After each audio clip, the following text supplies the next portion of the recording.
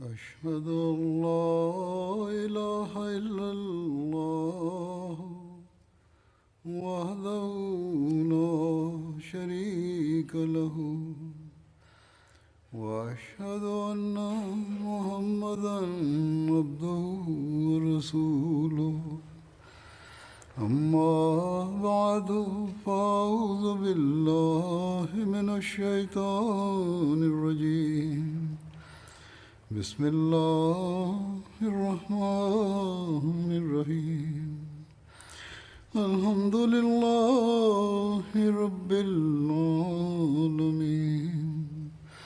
الرحمن الرحيم مالك يوم الدين إياك نعبد وإياك نستعين اهدنا الصراط المستقيم صراط الذين أنعمت عليهم غير المغضوب عليهم ولا الضالين.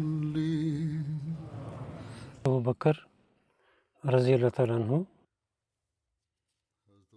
там Сирия, който изпрати войските, за тях разказах враговете, които ми изпратиха да спират на враговете. Да трима разказах. Четвъртата войска беше от Амр бин Ас. Затова пише, че Абу Бакър една войска с правейки команда на Амр бин Ас изпрати към Сирия. Амр бин Ас преди да отива в Сирия и той беше наблюдател за данъка закат, садка на коза и на половин беше Хазрат Валид бин Окба беше да получава, когато Абу Бакър към Сирия различните войски изпрати. Той искаше Амр бин Ас към Сирия да изпрати, но заради неговите хубави работи, който той върши срещу бунтовниците, Абу Бакър дал на него това, дали той да живее в Куза или отивайки в Сирия да помага на мусулманите. Затова Абу Бакър пише писмо на Амр бин Ас, че о Абу Абдулла, аз искам да ти дам една такава работа, който е добро за този живот и следващия живот. Ако ти харесаш, ако хареса тази работа, която сега вършиш, отговаряйки Амр бин Ас,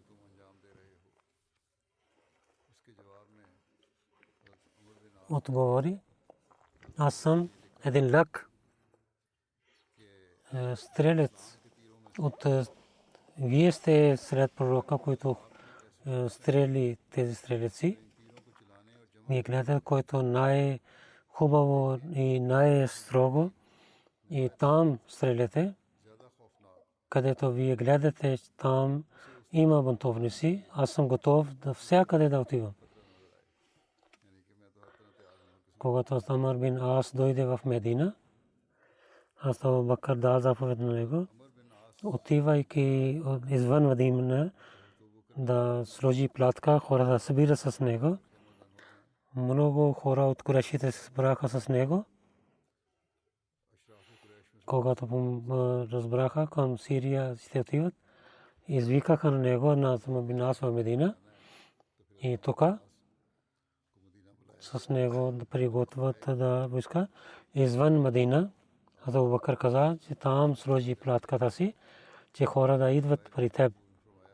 Когато той искал да върви, Абу Бакър дойде да изпрати на него и каза: о Амр, ти имаш хубав свет и знаеш как да воюваш. Ти си от великите хора на своя народ и отиваш с другите великите хора и ще се срещнеш със своите братия. Затова помагай на тях и дай на тях хубав съвет, защото това свет е много хубаво по времето на война и ще помогне на другите. Ако някой по-хубав свет има другите, това също приеми.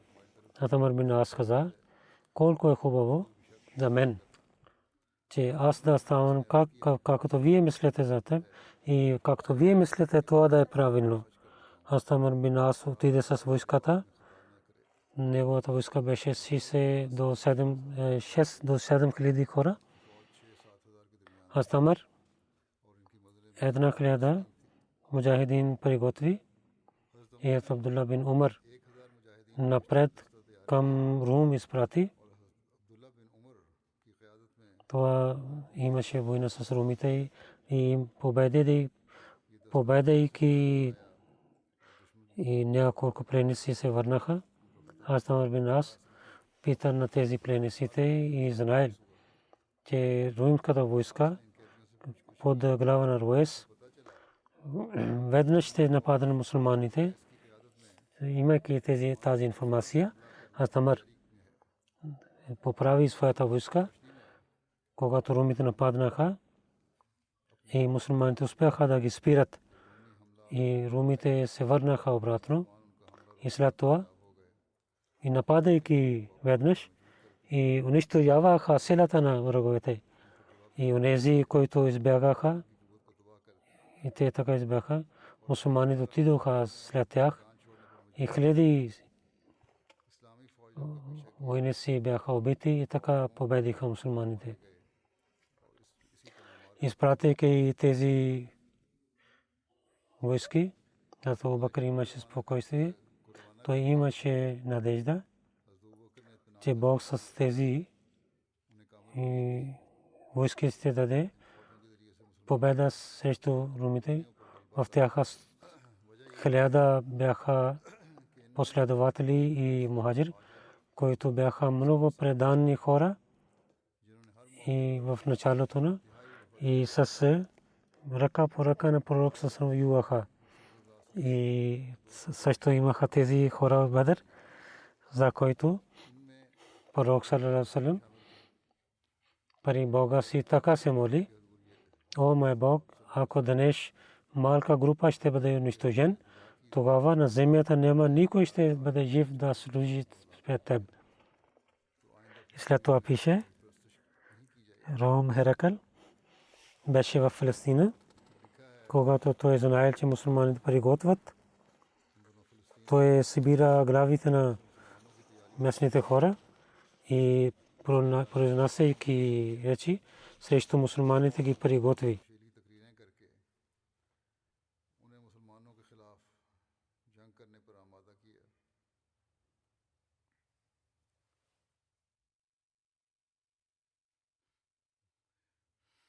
Той каза за мусулманите, тези неграмотни хора, бедни хора, те искат да нападнат на нас от пустинята.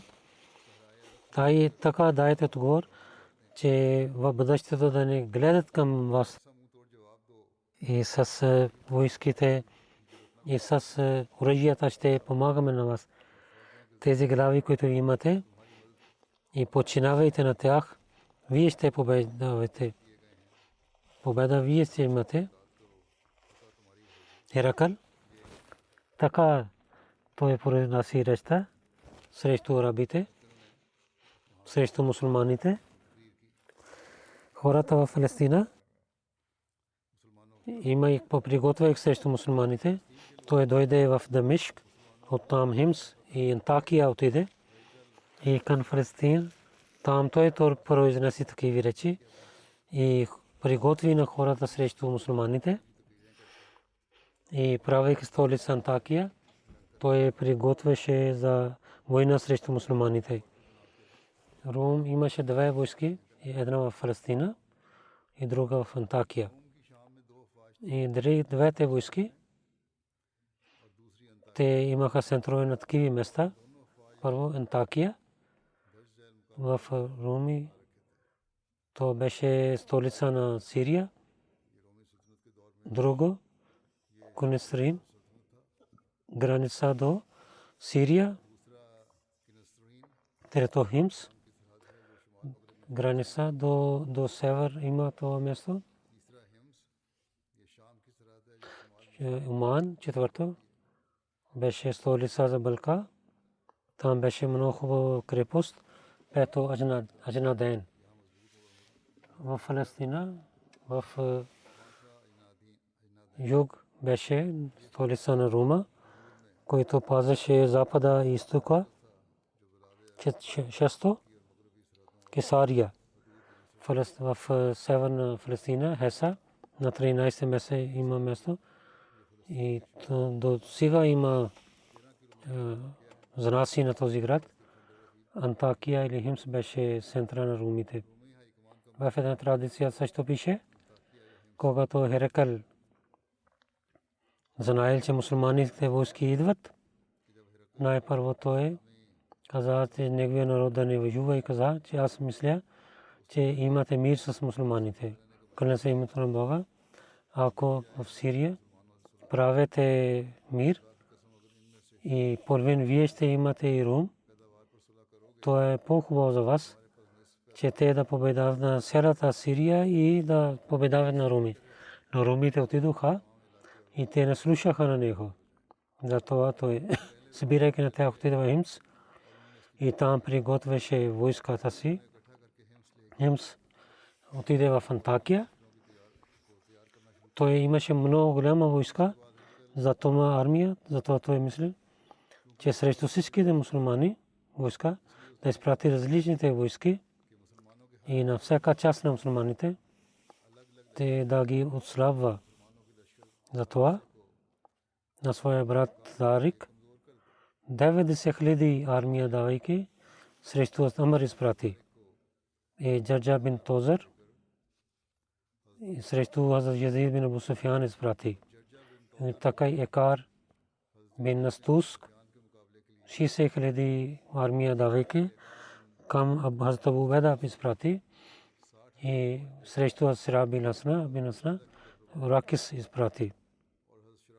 Хазрат Абу Убайда бин Джара, когато пристигна до Джабия, един човек докара новина, че Херакл е в Антакия и срещу това толкова голяма войска той приготви, че преди това никой не е гледал, не приготви срещу някой друг народ. Това Убайда пише писмо на Абу Бакър. Аз имам тази новина, че Шах Рум Херакл Шам град Антакия, там идвайки там той живее и изпрати на своя хора да събират. И хората идваха при него от ясни твърди пътища. Аз мисля, че да ви изпратя тази новина, че вие да решавате. Аз Абу Бакър отговори на Убайда, аз получих вашето писмо. Аз разбрах както ти пише за Саре на Рум, Херакл в Антакия, той живее. Това показва, че това е сражение за него и за мусулманите има победа срещу тях. Вие, който пише, че той събира своите хора и много хора се събират при него, то това ние знаем преди, че така те ще вършат. Защото някой народ без войска, война не изостави на своето саре и не излиза от своята държава. Алхамдулилlah, аз знам, че много мусулмани те обичат на смъртта толкова, както враговете обичат живота. И с тази война те се надяват, че Бог ще ги благослови и джихад по пътя на Бога те повече обичат, колкото те искат жени и пари. Един мусулманин по-добър от 1000 неверници, воювай с тях и осни мусулмани, които не са при вас, не се притеснявай. наистина Бог, който е велик, той е с вас и с него. Аз изпратя при вас такива хора, които ще бъде достатъчно за и повече няма да се надяваш. Вассалам. И така и Амр бин Ас, Абу Бакр получил писмо. Аз говорейки и каза, че получих вашето писмо, в което ти за ромите, че те се събират. Помни, че Бог със своя пророк, саллаллаху алейхи ва саллям, за това каза, че няма да даде победа чрез войските. Нашата, ние правихме джаз с пророка саллаллаху алейхи ва саллям и ние имахме 2 коне. И на камилите ние си яздахме един след друг в Охот. С пророка саллаллаху алейхи ва саллям бяхме и ние имаме само едно коне, на което пророк саллаллаху алейхи ва саллям яздаше. Но въпреки това, Бог ни дал победа срещу нашите врагове. Бог помагаше на нас. Амр, трябва да помниш. Най-хубаво починяване на Бога, който не обича греховете. Починявай ти и казвай на своите приятели да починяват на Бога. Аз Язид бин Абу Суфян пише на Абу Бакр и искал помощ. Абу Бакр пише, когато ти воюваш с тях, вземайки своите приятели, нападайки на тях и воювай с тях, Бог ще ти даде победа. Бог ни е дал новина, че малката група ще побеждава на големите групове с помощта на Бога. И аз ти изпратя муджахидин след муджахидин и те ще станат достатъчни за теб. И повече ти няма да се нуждаеш, иншалла. Вассалам. Аз Абу Бакр подписал. Аз Абу Бакр, когато това писмо, дал това писмо на Абдулла бин Курд към Язид. И Абдулла отиде с писмото, докато пристигна до Язид и рецитираха това писмо пред мусулманите. Мусулманите много се радваха. Аз Абу Бакр на Хашим бин Утба вика и каза на него: о Хашим, наистина твоята хубаво, че ти си от онези хора, с който има помощ за войски, мусулманските войски срещу враговете. И ти имаш добър свет и чисто сърце и си много опитан в войната. Мусулман писайки, аз Абу Бакр каза, и когато изпрати войската на Хашим, мусулманите писайки писмо на мен и искат помощ срещу неверниците, ти вземайки своите приятели, отивай там. Аз приготвям хора с теб. Отивай тук, докато да пристигнеш до победа. Аз Абу Бакр, ставайки пред хора, хвали на хора Бога и след това каза, Амабад, каза, наистина вашите мусулмани братия са добри, няколко са рани и помагаме на тях и гледат на тях. Бог в сърцата на враговете сложи тяхната сила. Те влизаха в своите крепости и затвориха вратите. Мусулманите докараха новина, че Ром Херакл в един град отиде в Сирия. Те изпратиха новина Херакл. Много голяма войска срещу мусулманите изпратил. Аз искам да помагам на вашите братия мусулмани, че вашата войска да изпратя армия. Чрез тях Бог ще потвърди тяхната задна част и ще унижава на враговете и сложи силата на мусулманите в враговете, сърцата на враговете. Нека Бог да милостив с нас, Хашим, приготвяй и се надявай благословие от Бога, ако имаш успех и много имущество ще имаш. Ако ще бъдеш убит, тогава ще станеш мъченик и уважение.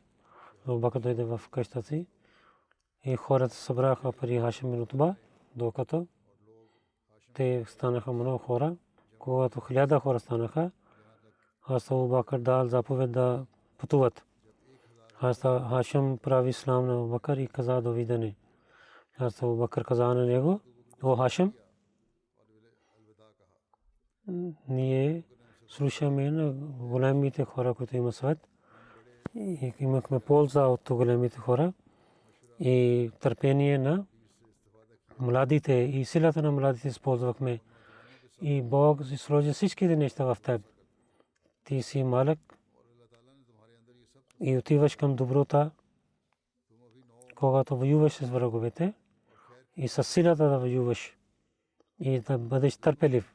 И помни, по пътя на Бога, който всяка стъпка, каквото харчеш, и яжда и глад, който имаш, затова Бог ще даде добрини на теб.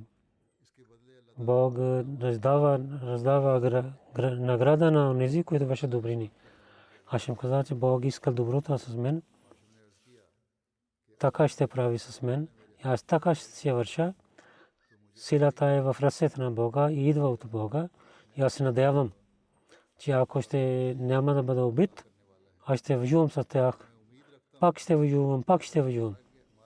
И каза, че аз се надявам, ако не бях убит, аз много пъти ще воювам с тях. И може би аз се надявам да стана мъченик и много пъти да стана мъченик. Тези две традиции има. И чичо му Саад бин Аби Вакас каза: о, моя внук, каквито копии ти хвърлиш и каквото ще удари със сабия, да надяваш награда от Бога и мислейте много бързо ще отидеш от този свят. И близо към Бога ще се върнеш. И от света и в край ще бъде стъпките на истината, които ти ще вземеш, или добрини, които ти си вършил. Хашим крал мой чичу, от мен няма да имаш страх от мен. Ако мое пътуване и живеене, сутрин и вечер, пътуване, опитване и да воюване, и да правя рани на враговете си, да ударя на враговете си, и ако е заради показване на хората, тогава няма да имам успех. Моето дело ще бъде само заради Бога, а не за хората. И така той отива от Абу Бакр. Ето победа. Отиде към победа, докато той пристигна до него. Мусулмани много се радваха и дадоха тази блага новина на един на друг. Саид бин Амр, който често Абу Бакр иска да му прати към в Сирия, приготвяше Абу Бакр една друга войска. А Саид бин мислил,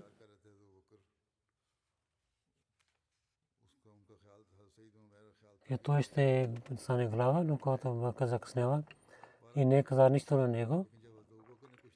А Саид дойде при Абу Бакр и каза: Абу Бакр, клянем името на Бога, аз имах тази новина, вие ще изпратите към румите.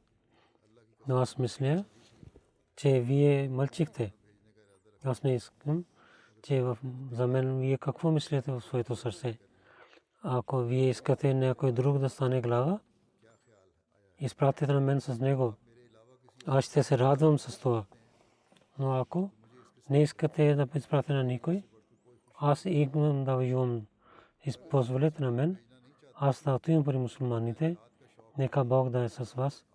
Пред мен разказаха, че румите приготвяха много голяма войска. Тогава Абу Бакр каза: о, Саид бин Амир, ти си от милостив, от повече милостив си от милостивните хора. Нека Бог да е милостив с теб. Докато аз зная теб, ти си от тези хора, които починават които са добрини с роднини, сутрин се моли таджуд и много хвалиш на Бога. А Саид каза на него: нека Бог да милостив с вас. Бог е повече благословен на мен с неговите благослови, колкото аз зная на вас. Вие показвате винаги казвате истината, вие сте справедливи. С вярващите много добри, срещу враговете много строг сте. Вие сте справедливи в решенията си и когато раздавате парите, вие сте справедливи. Каза на Букър: това е достатъчно, Абу Саид, отивай и приготвяй за войната. Аз искам приготвя една войска към Сирия и ти си глава на тях. И да повядам Билал, че той зови при хората, о мусулманите. А Саид бин Амир, Хизим, Амр бин Хизим, приготвяте към Сирия. Няколко дни 700 хора приготвяха. И когато Саид искал да пътува, Билал отиде при Абу Бакър и каза: о Расулуллах, халифа на пророка саллаллаху алейхи ва саллям, ако свободихте на мен, че аз да имам свобода и да отивам тук на там, позволете на мен. Аз искам да правя джихад по пътя на Бога. Аз искам да правя джихад, а не искам да седна. Абу Бакър каза: Бог е свидетел, затова свободих на теб. И не искам награда за това и нито благодарение. Където искал да отивай. А Билал каза: вие не харесвахте моите думи, вие сте ядосани от мен. Абу Бакър каза: не, Бог е свидетел, аз не съм. Искам заради мен да не остави своето желание, защото Бог извика на теб за подчинение. Билал каза: ако искате, аз искам да стана тук. Абу Бакър: ако ти искаш да прави джихад, тогава няма да заповядам тук живей. Само за азан искам тук. О Билал, и когато ще отиваш, много страх имам. Ако ти ще отиваш в другия свят, ще имаме среща. О Билал, и този живот да е таква с теб, добрините. И докато си жив, това Бог ще, когато си починеш, Бог ще даде много хубав севаб. За Билал каза: Бог да ви даде много хубава награда от брат и приятел, както вие показахте на търпение и подчинение на заповедите на Бога. Това не е ново нещо. И аз след пророка саллаллаху алейхи ва саллям не исках да зове азан. А Саид бин Амр също пътувал. Ако искате само за азан, аз не искам, че след пророка саллаллаху алейхи ва саллям да зове азан. След Абу Бакър се събраха много хора. Каза, че Муавия ще стане емир и на неговия брат към Хазрат Язид да заповед. Муавия пристигна до Язид, когато възмърки пари от Халид бин Саид. Неговата част също стана с него. Хамза бин Хамдани, една войска, отиде при Абу Бакър. Тази войска беше 1000 хора или повече от това. Когато Абу Бакър гледа това приготвителство, Абу Бакър много се радвал. Каза, че те хваля на Бога, който благослови на мусулманите. Бог винаги помага на мусулманите с такива хора, които помагат на един на друг и чрез това и дава сила на мусулманите и ослабва силата на враговете на мусулманите. Хамза каза на Абу Бакър: освен това, някой друг меч ще има, освен вас? Абу Бакър каза: да. Ние 3 глави проблеми. с който вие да отивай. Когато мусулманите се срещна и каза, че кой близо до пророка саллаллаху беше, казаха Хазрат Абу Убайда бин Джарах. Той се срещна с него. Как те показваха, те обичаха на пророка саллаллаху, който е близо до пророка, беше при пророка, искаха да остане с него. И в Медина приготвяха войските. И Абу Бакр изпратеше на различните места. На друго място Абу Убайда пишеше на Абу Бакр. Руми много се събраха срещу мусулманите. И Руми и техните приятели племена. Срещу мусулманите се събраха. Затова кажете, че какво да върша сега. С тези писма Абу Бакр решавал Халид бин Валид да отиде в Сирия. Каза, кълня се името на Бога, чрез Халид бин Валид на румите и ще спирам на тях от техните зали. Халид беше в Ирак. Абу Бакр нахарка към Сирия да отива и да стане глава на мусулманите. Пише на Абу Убайда. Амабад в Сирия да правих на глава на Халид. Ти не ставай срещу него, слушай на него и подчинявай на него. Затова не прави глава на теб, че ти не си по-голям от теб. Но опит, който той има, ти нямаш. Нека Бог за нас и на вас да поправи нещата. Вассалам.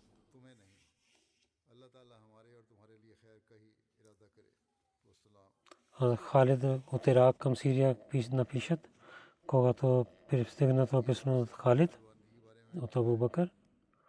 Има различните традиции. 800, 600 или 6000 или 9000, вземайки към Сирия отиде. Някъде пише стотини бяха, някъде пише хиляди бяха. Отиде към Сирия, когато Халид бин Валид пристигна до Муракър. Той нападна на техните хора и пътувайки в пустинята и много твърда пътя, имайки червен знаме, пристигна в Сирията Нека. За знаме пише. Това беше знаме на пророка саллаллаху алейхи ва саллям, на беше Укаб. Заради това пише. Беше тази планина Саниятул Укаб. И от Дамишк, в Дамишк от изток, на 1 мил, Хазрат Халид остана. В някои традиции пише, Абу Убайда се срещна тук и срещу враговете. И оттам започваха.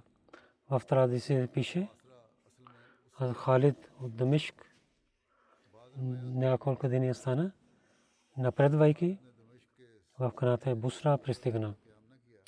Когато Халид бин Валид с мусулмани пристигна там, цялата войска остана там и всичките правиха глава на него и останаха около крепостта. И някой каза, че глава беше Язид бин Абу Суфиян, защото това беше в Дамишк. Той беше глава. Тук хората правиха мир, че данъка закат ще дадат на мусулманите и мусулманите пазят на тях техните живот и техните деца и имущества. И войната Аджнадин пише до Палестина. Има един град, известен град, след победа в Бусра, Халид Абу Убайда, Шрабил, Язид бин Абу Суфиян, вземайки на тях. Хазрат бин Ас от Медина отиде към Палестина и отидоха да помагат на Хазрат бин Ас. Хазрат Омар беше до Палестина. Той иска се срещна с мусулманските войски, но румите беше там. Опитваше, че той да воюва с тях. румите, когато слушаха мусулманите идват, те отидоха към Аджнаден. Амр бин Ас слушал за мусулманските войски. Той пътува, той пристигна до мусулманските войски и всичките събраха на Аджнаден. И срещу румите приготвяха. В друга традиция има, те преди Аджнаден да отиват, а Халид освен Бусра към Дамишк, той беше, Яту Убайда също беше с него. Когато тук бяха Херакл, да помага на Херакл, изпрати една войска и мусулманите воюваха с тях. И ще разказвам за победата на Дамишк следващия път. И Халид и Яту Убайда знаеха. И Химс се събира хората, че спира на Хазрат Шарабил бин Асна, който беше в Химс отива. Една голяма войска на румите и се събира в Наджнаден. И Халид и Убайда притесняваха, защото той воюваше с хората на Дамашк. Халид и Убайда имаха свет. Аз Убайда каза, ние да пътуваме тук и да пристигаме до Шарабил, преди че врагове да пристигнат до него. Халид каза, ако отиваме към Хазрат Шарабил, в Надждани, те ще въртят назад. Аз имам свет, че ние да отиваме към Наджден и към Шарабил да изпратим и да дам новина, че враговете идват, че той да отива към Наджден. И Язид бин Абу Суфиян и Тамар също да казваме, че те също да се събират в Наджден. Тогава ние воюваме с враговете. Яту Убайда каза, то много добър свет. Нека Бог да сложи берекат в това и ние ще подчиняваме това. Една традиция Яту Убайда. Аз Халид то се посветил. Нашата войска е в различните места. Всичките да пишете писма, че на Аджнаден ние да събираме всичките. Когато Хазрат Халид Дамишк към Аджнаден искал да пътува, пишейки писма на всичките командири, каза там да отиват. А Халид и Убайда, вземайки хората, изоставяйки Дамишк към Аджнаден, бързо отиваха там. Аз Убайда беше в крайна част на армия. Хората, те хванаха, те останаха около на Убайда. Той беше с 200 хора. Те бяха жени, деца и пари.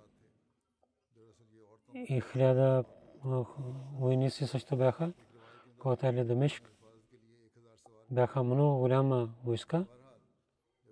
Аз Убайда воювал с тях, когато тази нощ Халид пристигна, който първата част на войска, той пак се върна обратно и другите хора се върнаха и те паднаха на румите и до 3 мили и хвалиха, че пак влязоха в Дамишк. В Аджнаден руми, другата войска писаха писма и каза, те също се събират в Аджнаден, тази войска.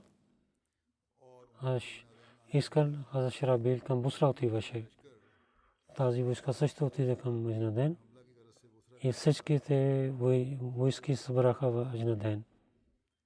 Руми спасла, давайки на мусулман нещо да ги изпрати, като ираните.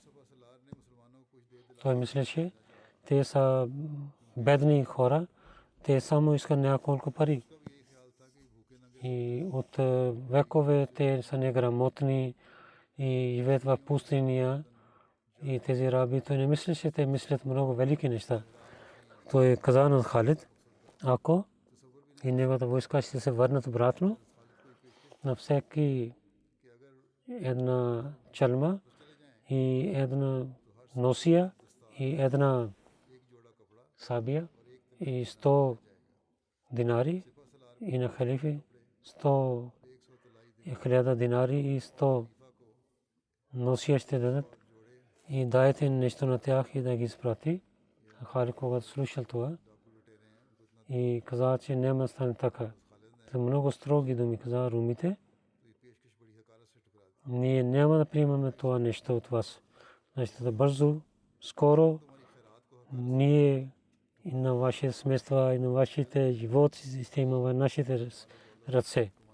Когато двете войски приближаваха, една глава на румите, извикаха на един рабин каза, ти отива мусулманите и живей там един ден и нощ и докари новините от тях. Той човек отиде там, за да раби, че не мислиха, че той е бър мусулман. Един нощ, един ден той живел там. Когато пристигна при руми грава, каза, каква новина имаш? Той каза, ти пишеш новина, през нощта те се молят пред Бога, те през нощта се молят и през деня те са войници. Те са справедливи хора. Ако синът на техният командър ще краде и режат ръка, ако някой прелюбодейства, убиват на него. Казва, че истината си казваш. То по-добре ние да отиваме в земята, нека Бог да прави с мен, че да мен и на тях изостави на нас, да не помага на тях, нито на нас. В Тахрик Табри това пише. И така сутрин хората приближаваха до един на друг. Хазрат Халид излиза и Халид поправи войската си. Халид и казваше за джихад на хората. Не спира се на друго място. И той заповядва на жените на мусулманите, те да станат твърди и зад хора да станат и да хвалят на Бога и искат помощ. Ако някой мъж идва към тях и на децата си да зоват на своите деца и да пазят на жените да воювате. Хазрат Халид отиваше към всяка войска и казваше, о хората на Бога, имате страх от Бога и по пътя на Бога и с тези хора да воювате. Онези хора, които отказват от Бога и да не отивате към гърбовете си и като лъвовете напредвайте, докато вие да имате сила. И вие сте големите хора, вие имате този свят и следващия живот също е за вас при Бога. И брой на хората, които вие гледате, няма да имате страх от това. Наистина Бог ще наказва на тях. Халид на хората, когато аз ще нападам, вие също нападнете. И след това двете войски имаха много силна. Саид бин Зайд посветва така на мусулманите. О хора, пред Бога помнете смъртта си и да не отивате в ада, избягайки от война. О, които пазите религията си, които рецитирате Корана, имайте търпение, имайте. Румите избягаха там, когато силна война, румите избягаха там, когато пристигнаха до своите места. Вардан произнесе реч, че ако така ще продължи, то имущество ще изчезне в вашите ръце. Сега пречистете сърцата си. Ние не мислихме, че тези овчари и бедните хора, голите хора ще воюват с нас. Те нямат храна, затова те идваха при нас. Етика така ядат плодове, сега ядат по место медик и инжир, другите неща хадват. Той иска съвет от своите глави. Една глава каза, ако иска да мусулмани да има сражение и с лъжа, извикайки на тяхна команда да убиваш всичките, изчезват. И изпрати 10 хора да скрито да сядат. Извикай на команда на мусулманите, когато той идва, тогава тези войници да излизат и убиват на него. И един много добър човек изпрати при Хазрат Халид. Този посланик, описан при мусулманите, извика на о арабите, дали няма спирате тази война? Ние искаме мир. Затова по-добре вашата глава да говори с мен и да напредва. Халид излиза навън и каза, те съобщи своето съобщение, но истина казвай. Той каза, че аз съм дошъл за това, че нашия глава не иска война. Тези хора, които са убити, той много съжалява за това, затова той иска, че давайки на колко мишаса на вас, да пише мир, договор и Бог, който посланик, който дойде, да сила в него сърце, че той иска помощ за Халид за себе си, своето семейство, мир и каза целия план, който имаше срещу Халид. И как скрито ще нападне на Халид. А Халид каза, ако не каза истина, и ще дам мир на теб и на твоето семейство. И след това той се върна и каза на своята глава, че Халид ще излиза да говори с него. Той много се радвал. И там, където беше място, и 10 изпрати 10 войници, те да сядат там. Аз Халид знаел техния план. За това. Хазрат Зарар с него 10 мусулмани изпрати към това място, където враговете скрито бяха. Седнаха. Мусулманите пристигаха там. Те воюваха с румите и убиваха на всички и седнаха там. Халид с глава на румите иска да говори. И войските бяха срещу един на друг. Роми мир пристигна там. Халид говорейки с него каза, ако приемеш исляма, ти си нашия брат. Иначе дай данъка закат или да приготвиш за войната. Роми глава. Той повеляваше на своите войници. Веднъж той нападна със сабията на Халид и хвана него двете ръце. Халид също нападна на него. Роми емир глава извика на своите хора, излязете, аз хванах глава на мусулманите. И последователите слушаха този звук, вземайки саби отидоха там. Вардан първо мислил, те са моите хора. Но когато той гледа на Зарар, той не знае нищо. На Зарар другите войници убиваха на него. Когато румите знаеха, че техният командър е убит, те нямаха сила срещу мусулманите. И така започва войната. Румите другия глава, гледайки на мусулманите, каза на своите хора, сложете дреха на моята глава. Хората питат, защо? Днес нямам късмет. Не искам да гледам този ден. В света не гледах толкова твърд ден. Когато мусулманите режиха неговата глава, то беше в дрехата. В Руми бяха 100 000. Мусулманите бяха 30 или 35 000 хора бяха. В 3000 руми бяха убити и 3000 руми бяха убити и войската изчезна оттам след победа на Изнаден с Халид бин Валид. Нас Абу Бакър със едно писмо изпрати тази блага новина. Така пише: Асаламу алейкум, мир на вам. Давам тази блага новина вас. Ние с неверниците имахме война. Те с голяма войска на Дин се събраха. Те носиха своите кръсти и книги имаха. Те кълнеха в името на Бога, че няма да избягат от полета, докато ще бива с нас или ще ни изгонят от нашите градове. И ние също уповавахме от своя Бог. Излязохме срещу тях и ние с копиите воювахме. След това извадихме сабите и толкова ударихме на тях, че колкото колеки на камила приготвят. Бог дал помощ. Бог изпрати своята помощ и изпълни своята договор и дал сражение на неверниците. И ние ги убихме на всякакви места и победа за своята религия и унижение за враговете си и за сядата хваля за Бога. Когато рецитираха това писмо на Бакър, то беше до смъртта си. Той много се радва за това писмо и той каза: Алхамдулилlah, сядата хваля на Бога, който на мусулманите помогнал и дал с радостта на моите очи.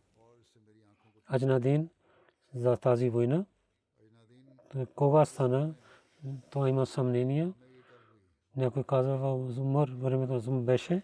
Затова аз искам да обясня това, както има този въпрос, кога стана. За традиции има една традиция в 13 хиджри, по времето на преди 24 дни или 34 дни преди смъртта на Абу Бакър беше. Някой по времето на Умар в 15 хиджри беше. Наши, които имат питани хора, те пишат, те мислят, че това е правилно мислене, че в мястото на Джанаден два пъти имаше война. Първо път във времето на Абу Бакър и следващия път по времето на Умар.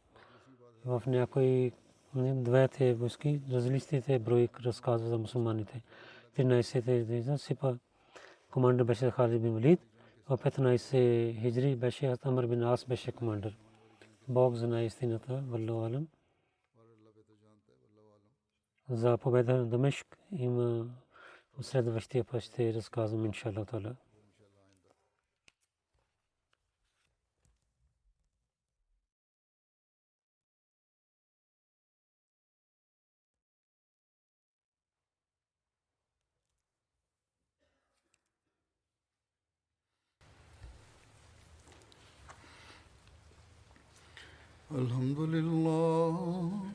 الحمد لله نحمده ونستعينه ونستغفره ونؤمن به ونتوكل عليه ونعوذ بالله من شرور أنفسنا ومن سيئات أعمالنا من يهده الله فلا مضل له ومن يضلل فلا هادي له ونشهد أن لا إله إلا الله ونشهد أن محمدا عبده ورسوله عباد الله رحمكم الله إن الله يأمر بالعدل والإحسان وإيتاء ذي القربى وينهى عن الفحشاء والمنكر والبغي يعظكم لعلكم تذكرون اذكروا الله يذكركم وادعوه يستجب لكم ولذكر الله أكبر.